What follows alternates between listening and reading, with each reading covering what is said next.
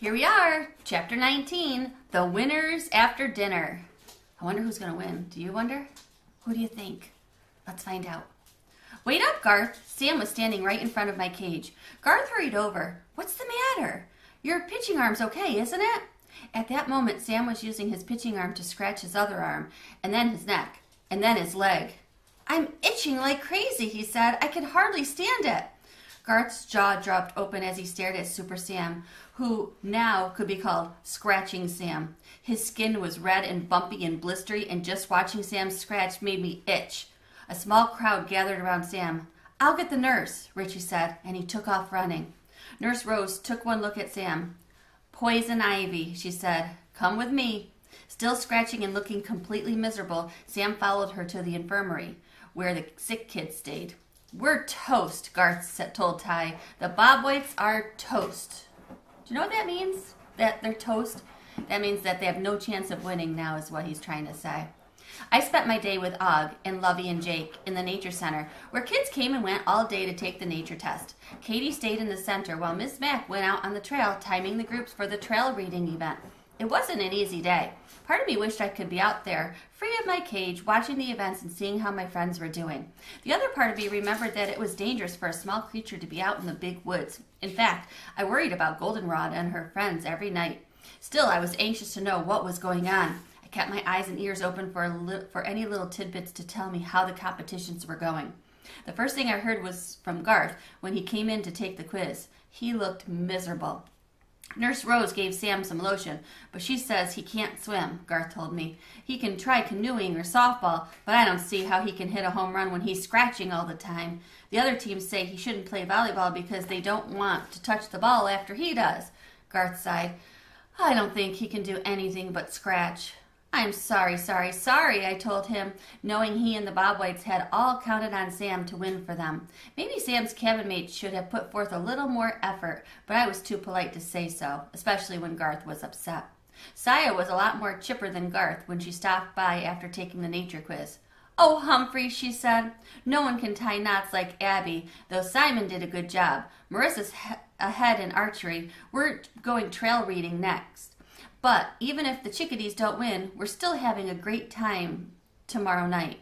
I was glad she felt that way. The next night was when the winning group would sleep over in the haunted hollow. But how would the chickadees have a great time if they didn't get to go? Saya walked away, but quickly returned. Oh, I forgot, she said. Miranda was awesome in volleyball, so the Robins are still in the game. I'm so happy for her. Now, isn't that a nice person? Because her friend isn't even in her group, but she's so happy for her still. I was happy for Miranda and Saya. Brad took the nature quiz, and I could tell he worked really hard at it. He practically chewed right through his pencil, which would be easy for a hamster, but not as easy for a human. When the quiz was over, he called for Gail to wait up. AJ hit a home run, he said. Even if we don't win, it was close. I'm sure you did well on the nature quiz, Gal said. And my goofy brother was pretty good at tying knots. Who knew? Did you hear that hammering noise? He asked. Then they wandered off, talking about woodpeckers, which are interesting birds, but they make way too much noise for the sensitive ears of a small furry creature like me. Og, have you been keeping track? I asked, because I've been listening all day and I can't tell who's going to win. Can you? Og just sat there. I guess he was still trying to figure it out too. When they are nervous, humans bite their fingernails or pace the floor. When I am nervous, I hop on my wheel. By the way, I don't think biting your fingers or paws is a good idea. So I gave my old wheel a good spin later in the day when we were back in the rec room. The counselors had gathered there with clipboards and all kinds of papers. They were going to decide who would spend the night in Haunted Hollow, and they were deciding it right in front of me. No doubt about it. The Bob Whites would have won if Sam didn't have poison ivy, Aldo said, staring at his clipboard. I feel for them, Hap Holloway agreed. It was a bad piece of luck. Still, the others had been slacking off, Miss Wright observed. I think they relied too much on Sam, and their scores just don't add up. The others agreed with Mrs. Wright, and amazingly, so did I. Really, she wasn't so bad. If she'd just lose that whistle. Katie rummaged through her papers and chuckled. I've never seen anyone tie knots like Abby. She racked up points for the chickadees on that one, and on the trail reading, And Marissa won archery. Miss Mac nodded, but the Robins had a lot of heart, and Miranda and Gail got second in canoeing, and Lindsay was a big surprise with her volleyball serves. Aldo studied his clipboard some more. AJ and Simon took the top spots in swimming, and Brad won the canoeing and scored very close to Saya on the nature quiz. I think the Blue Jays scores are the highest. Hap Holloway was busily adding up scores. Yep, he said, it's the Blue Jays. Katie shook her head. I guess there'll be a lot of disappointed kids, especially when they don't get to go to Haunted Hollow. Not necessarily, Hap said. No, I don't think they'll be disappointed tomorrow night, thanks to Saya.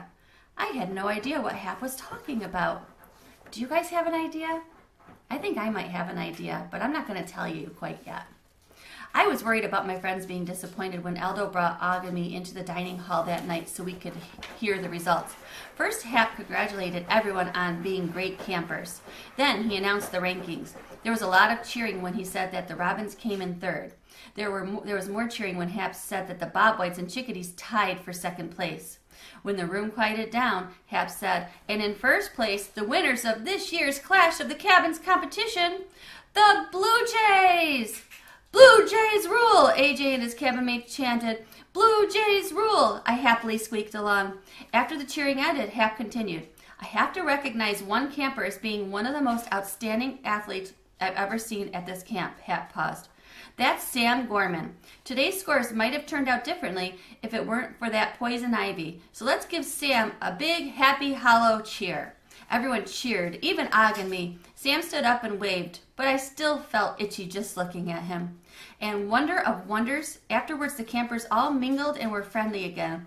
A few looked disappointed, but Abby, Miranda, and Saya chatted away as if nothing had ever happened. And I was happy to see that Brad and Richie were hanging out with Doa. Humans are pretty amazing. I was sorry Goldenrod didn't know how very, very, very nice they could be. That night I slept in the cabin shared by Miss Mac, Katie, and Mrs. Wright. Believe it or not, she took off her whistle before she went to bed, but she placed it right under the pillow. Still, it was a quiet night, and everyone slept well. Everyone except me, because all I could think about that night was what would happen the next night, the night the Blue Jays would go to Haunted Hollow.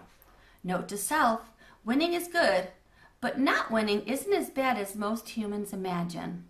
What a great, great chapter. I love the great sportsmanship that all of them showed us. So the Blue Jays won, so they get to go to Haunted Hollow the next night. I can't wait to hear what happens.